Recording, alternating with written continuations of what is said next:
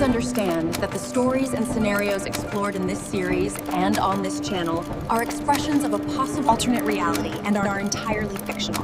We do not present the views or narratives here as factual information. They are not intended to determine the future or influence your opinion on any real-world facts. That remains the sole responsibility of each individual viewer, utilizing their own perspective and critical reasoning. Enjoy the journey.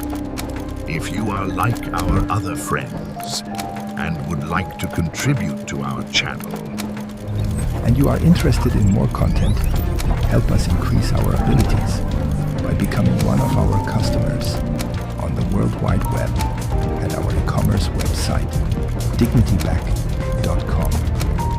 Enough with my digression. It would be very rude of me not to introduce myself. I am Professor Payne. And this is how the version of this story begins. I'll be back soon, little bro. Eat some grub. You're gonna need the energy when we will play ball. This morning started like every other morning for the guys. Smokey waited patiently while his owner caught a few waves.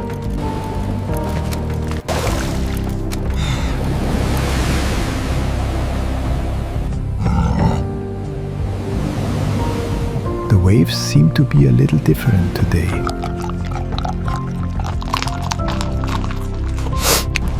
Then Smokey noticed something beneath the waves.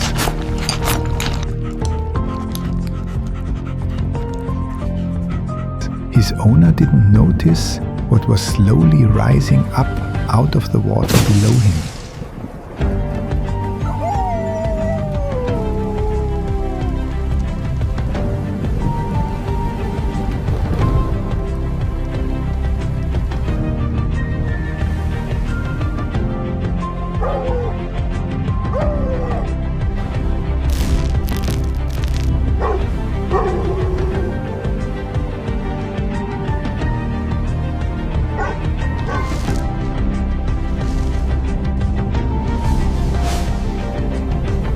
This is simply a case of the wrong place at the wrong time.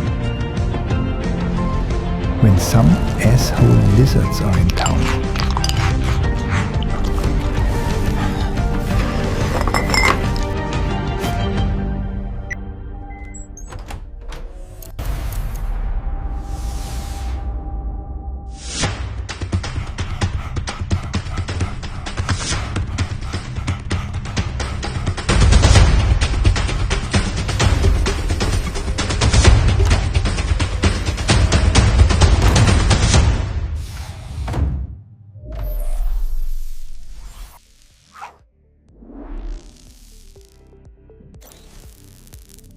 Welcome. You have activated the Assisting Intelligence Unit. Please hold still while I scan you. Scan complete. Thank you, Guardian. How may I help you? Hey Al, can you file a Class C jump permit application for me? I need to figure out whose ship just jumped out of Sector 33. I would be happy to assist you with filing your Class C jump permit.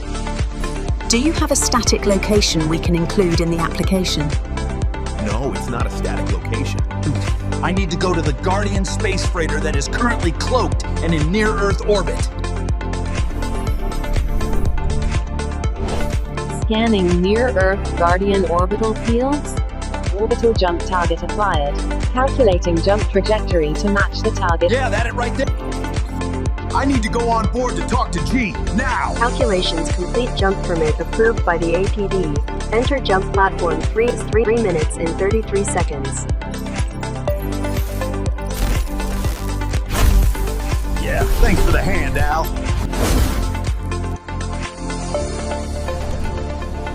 Please enter jump platform number 3. Jump commencing in T-3 minutes. I hate this shit.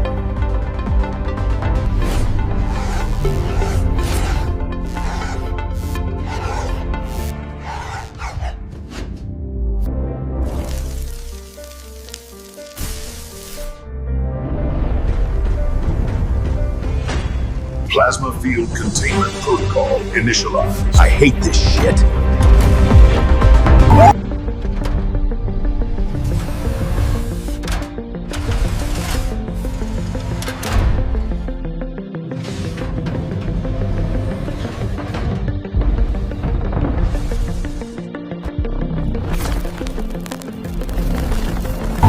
Incoming Earth teleportation signal received. Downloading initialized. Stand by for signal transmutation. Download complete, materializing the signal.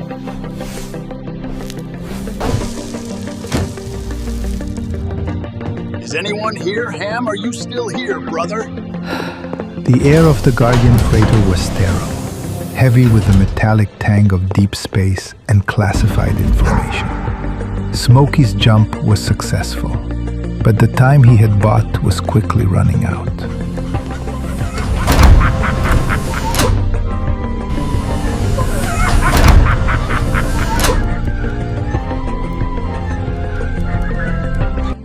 Excuse me, I heard I can get an autograph from the first surviving astronaut from the National Aeronautics and Space Administration in here. Well, look what the cat drug in. If you're sober enough, I can really use a hand. I don't have any. Ha I thought you said you were gonna be retiring and just gonna hang out on the beach for a while? I wish, brother. My human was just abducted, and I need to assemble a team. But first, I need to speak with G-Unit to get some intel to plan the mission. Brother, I will be your wingman any day, but we need to go to the mansion if you want to go see Giovanni.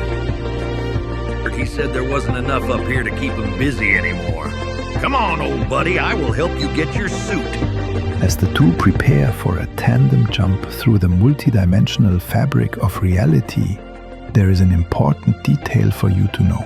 In 1961, Ham was NASA's first astronaut to survive takeoff and re-entry into Earth's atmosphere. However, there were some complications. After Ham's capsule was blown, of course, he almost drowned from water intrusion through the seals around the door that did not survive the plasma's heating exposure during re-entry. When the retrieval team finally made it to the capsule, Ham was unconscious and had to be revived. Some say that's the day he met the Creator and came back on a mission. But he claims he has no memory of the experience anymore. And I am the guardian of quantum mechanics. My kind were selected to keep watch of this planet long ago. And this is how I fit into this version of reality. We vowed to watch the wilderness and ward away any who dared to threaten all of the different ecosystems we know here on Earth.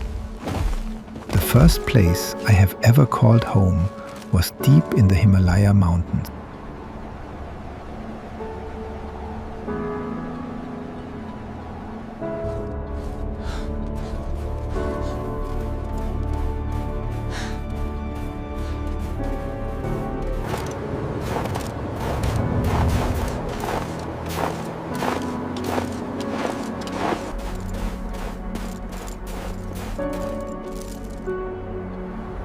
This is the Yeti Earth Clan settling in and excavating our Guardian compound labyrinth near the summit of Mount Everest.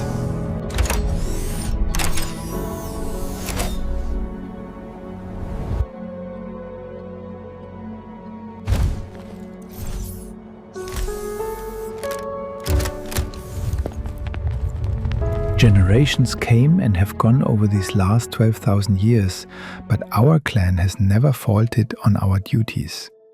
I was born in the spring following the hibernation of 1937. My eyes were still undeveloped and was still completely reliant on my mother to survive. Most of my time was spent nuzzled tightly in her beautiful white fur. Before the last elder passed back into the great cosmic ether, he spoke of a great evil that was building, and how the greatest battle was an impeding force to be encountered on Earth. It all began one cold, early autumn morning in Belgium.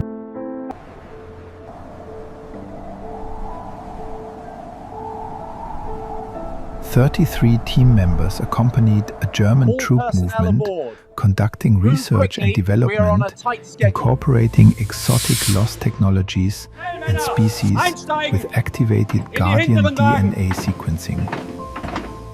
My clan were deep inside our cave, preparing to hibernate. It was just before the winter of 1938 when they came for my clan and I. They called their mission an expedition, but what ensued was a massacre. Dr. M. Miller and Sergeant Fiel de Gazenfou are on a dual secret mission and expedition. How long is this ride, brother? 33 days, or if you may, around 792 hours. Well, I guess this is an 8-part journey then, and that's just counting one way. First, there is Berlin to Caucasus border pass. Then next, we have to cross of the Soviet Union. Across Persia to Afghanistan border. Then next we will arrive in British India. Then finally we turn towards the Himalayas. And then we have 4 days to establishing a base camp before the season changes for the worst. Ascending the Ice Kingdom, we have a 4-day hike. Trekking into the inner Himalayas. And then we have 4 days to establish a base camp before the season changes for the worst. Final approach and the of location discovery at least one of the cave's entry points before the snow really begins to pack. No matter what, the future Kaiser and his dogs need to stay at the base camp. We can't let the creatures to sense them. If this mission fails, it will affect the entire reality of existence on this timeline. If this expedition fails, it will affect the entire reality of existence on this timeline. We must rest, brother. We have a strenuous journey ahead of us. One last chance to preserve German heritage with the next Kaiser, Fürst Hans de Arnott, and also obtain additional samples or specimens from my clan to further develop the wunderbare Waffen, or wonderful weapons in English. The German prince Fürst Hans de Arnott and his prized pitbull companions are the parents of Smokey and his siblings. The journey began with the rhythmic clatter of the train wheels across Germany, then Poland, and finally into the vast snowy expanse of the Soviet Union. The mood in the specially designated carriages was a mixture of tense anticipation and the stifling silence of men aware of the immense secrecy surrounding their mission. They ate meager rations, studied maps. Was zum Teufel lassen die uns da essen, Hans?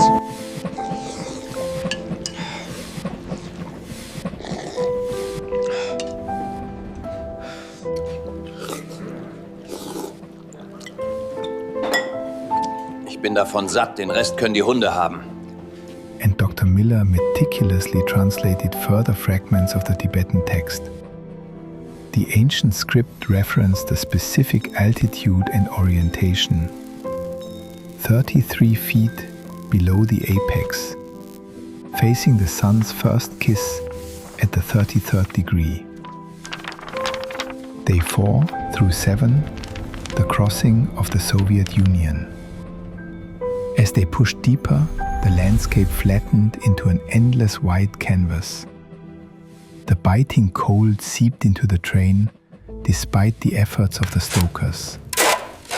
Conversations grew sparse, replaced by the huddle of bodies seeking warmth. Richter, however, remained energized, pacing the length of his compartment, convinced they were on the cusp of an unimaginable discovery. Dr. Miller, on the other hand, felt a strange unease. The old map, he realized, wasn't just a geographical guide. It pulsed with a deeper, almost sentient energy. The crossing of Persia to the Afghanistan border. First, they had to make it out of the Soviet Union with their skin. Хартову дверь, иначе у тебя будут проблемы.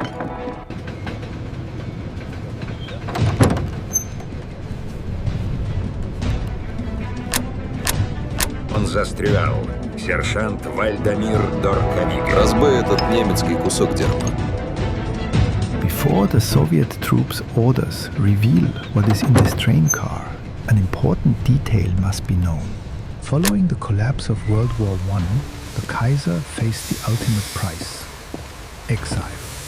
On November 9, 1918, he was stripped of the German throne and fled to the Netherlands, abandoning the vast fortune of his dynasty to his only living child, and a portion of this fortune, Secret Service officer Haley Herzeleide with the German Kaiser Guard, grows slightly impatient with the delay at the Soviet Union and Afghanistan border. Excuse me, boys, may I please have a turn? Извините, ребята, можно и мне? Тёма!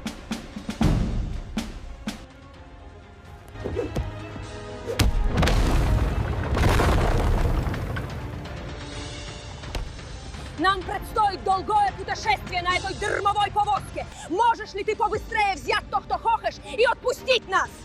Is being utilized to secure the safe passage for the young first German prince under her command, under the new identity of Arnott. As the German officers mock the Soviet soldiers' earlier orders, they can't help but claim a little extra for themselves. Открой хертову дверь, иначе у тебя будут проблемы. The train veered south, a clandestine arrangement having been made with various governments. They passed through sparsely populated regions, their presence attracting curious glances. The landscapes shifted from endless snow to arid frozen plains. Supplies were replenished in desolate outposts, and the team became accustomed to the constant chill and the rhythmic rocking of the train. The engineers meticulously checked their specialized excavation equipment, knowing that failure in the desolate mountains ahead would be catastrophic. Finally, after nearly 2 weeks, the train deposited them at a remote siding in British India, far from prying eyes. Here, a convoy of rugged trucks awaited, loaded with supplies and specialized climbing gear. General Brauchitsch, sir. The scout has begun his mission. The scout has begun his mission. Bring mir seine Botschaft, Hipure Fogle. The air grew thinner, the peaks of the Himalayas, shrouded in mist and snow, appearing like distant, ethereal gods. The real challenge, they knew, was about to begin. The air was thin and frigid, and soaring high above the jagged snow-capped peaks was General Brauchitsch's pretty bird, Hipure Fogle. But this is no ordinary bird.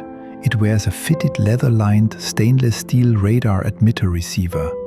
Unseen to the human eye, from the device mounted on the bird's head, concentric rings of red energy pulse outward. The eagle banks left, scanning the deep crevasses below. The primitive German radar system, an experimental miniaturization of echolocation technology, bounces signals off the granite walls, mapping the hidden hollows of the mountain range. As she returns to the site of the base camp under construction, the German armored train sits nestled deep in a valley, parked on tracks buried under feet of fresh snow. It sits a darker shape against the white landscape. A massive, armored locomotive. It is stationary, a mobile fortress frozen in time.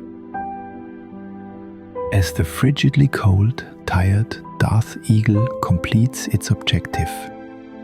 An automatic audio recording of the general, his beloved Papa, giving him the return to base order, is played inside the helmet. Mein hübscher Vogel, komm jetzt nach Hause zu Papa, damit du dein Abendessen bekommst. The eagle dives, tucking its wings, and swoops toward an open window of the central Pullman car, where General Brauchitsch awaits. Upon return, a capture device will retrieve the helmet for processing.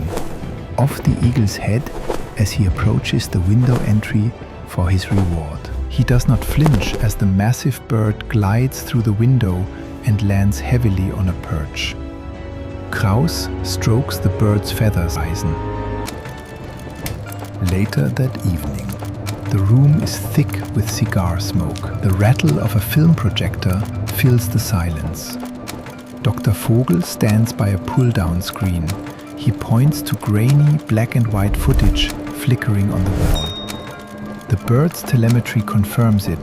The frequency was identical. In the beginning of this current expedition, Egypt was the turning point, and it happened sometime in the summer of 1928.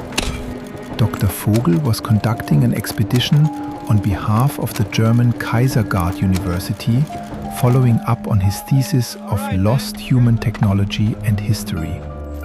The sweaty laborers Payne's long task were commissioned for long, painful hours and for low pay when they were lucky. Then everything changed. A new discovery was found while Dr. Fogle was digging in the sand. It was an artifact, a glowing stone brushed clean by Dr. Fogle himself. 10 years ago, in the necropolis of Saqqara, they found the first anomaly and thought it was just an isolated event. They uncovered something that was never meant to be discovered on this timeline. They changed history by destroying and reminiscences of any civilizations here on Earth before now. They call the time before 1692 as the Dark Ages because someone deleted sacred knowledge of the actual true human origin on Earth and in the Milky Way galaxy. Everything changed when they found something forged in another place and time, then lost on Earth during the Great Galactic War about 12,000 years ago.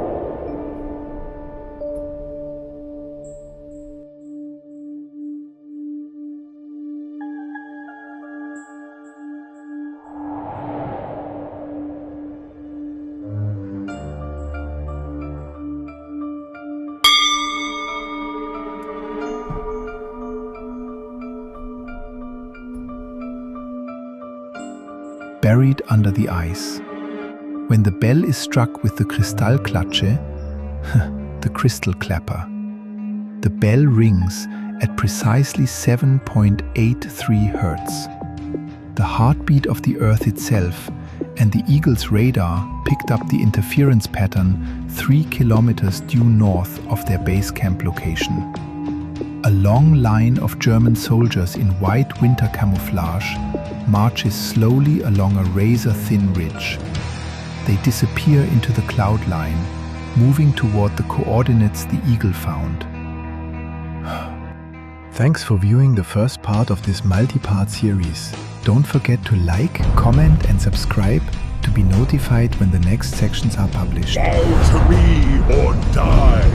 I am Pendar Dracus Magna!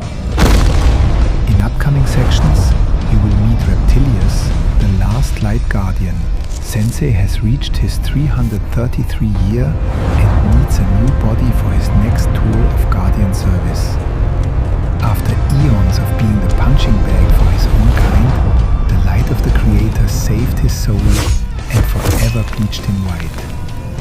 Can he defeat the dark and prepare Earth humans for the great attack when the solar system's beginning continuance period runs out and Earth and the human race is trampled by the dark, claimed one last time for the 5th and final time?